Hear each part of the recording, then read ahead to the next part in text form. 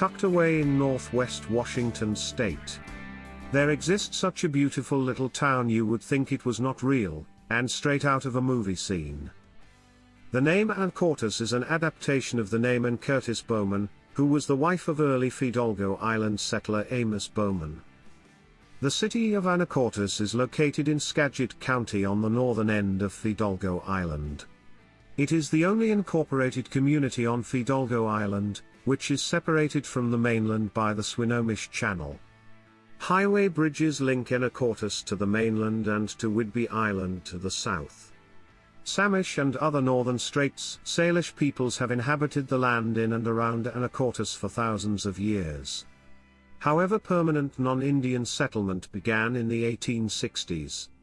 Anacortes was incorporated in 1891 with an economy based on lumber, fishing, fish processing, and farming. These industries thrived for many years before facing decline in the mid-20th century. Several oil companies have now selected Anacortes for refineries, and large tanker ships can be seen entering and leaving the nearby terminals. One of the striking aspects of Anacortes today is the amount of land around the city that has been preserved for recreation and wildlife habitat.